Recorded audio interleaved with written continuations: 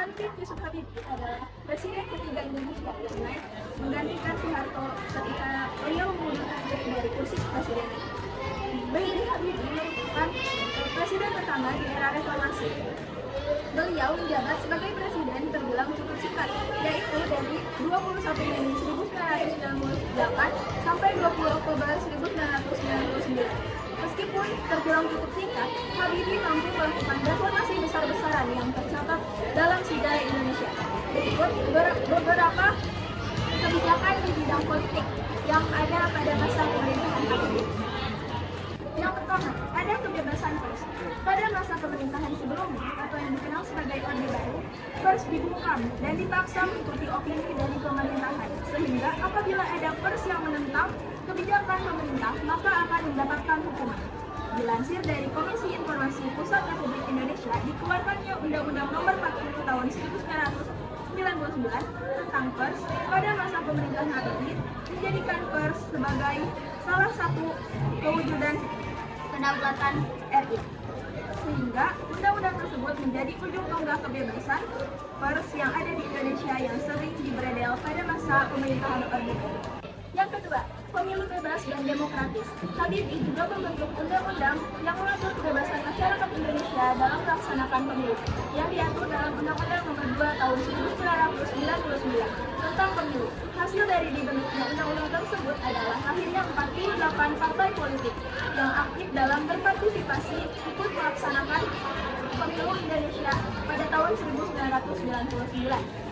Pemilu Indonesia tahun 1999 termasuk pemilu yang bebas dan demokratis setelah pemilu Indonesia pada tahun 1955.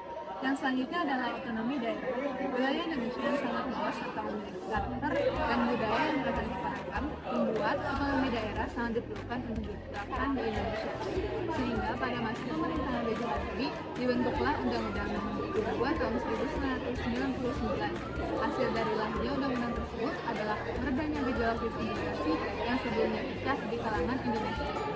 Yang keempat, berakhirnya diskriminasi terhadap etnis Tionghoa.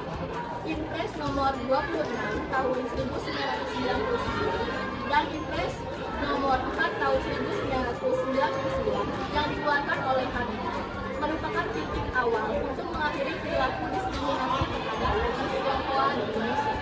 Dalam Impres mengharuskan larangan untuk berbicara dan mengajar bahasa Mandarin.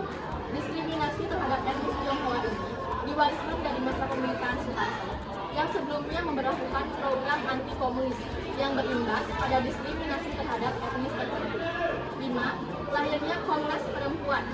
Pada peristiwa Mei 1998, banyak kasus kekerasan seksual yang menimpa perempuan terutama dari etnis Tionghoa. Hal ini memicu lahirnya tuntutan dari masyarakat agar masalah ini tidak terulang kembali. Untuk memenuhi tuntutan ini, Habibie mengeluarkan keputusan Presiden nomor 181 tahun 1998 yang akhirnya melahirkan Komisi Nasional Perempuan di Indonesia. Setelah lama menjadi penjajahan Portugal, pada tanggal 17 Juli 1976, akhirnya Timur Leste bergabung menjadi provinsi ke-27 di Indonesia. Sebenarnya, selain dari pihak Timur Timur, PBB juga tidak setuju dengan penggabungan Timor Leste dengan Indonesia. Referendum atau pemisahan dari Timor Leste dan Indonesia sudah diberlakukan sejak pemerintahan Presiden B.J. Habibie.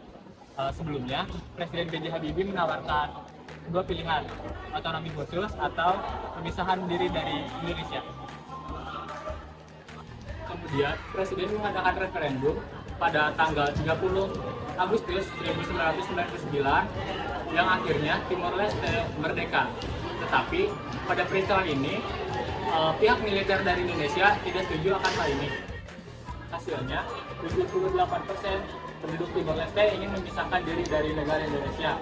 Sehingga pada tanggal 20 Mei 2002, Timor Leste menjadi negara yang merdeka. Ketujuh, wewenang Bank Indonesia pada tahun 1998. Habibie melaksanakan restrukturisasi perbankan di Indonesia dan memutuskan bahwa Bank Indonesia atau BI harus terpisah dari pemerintahan supaya tetap bersifat objektif dan tidak terpengaruh oleh politik. Pemisahan Bank Indonesia dari pemerintahan ini diatur dalam Undang-Undang Nomor 23 Tahun 1999.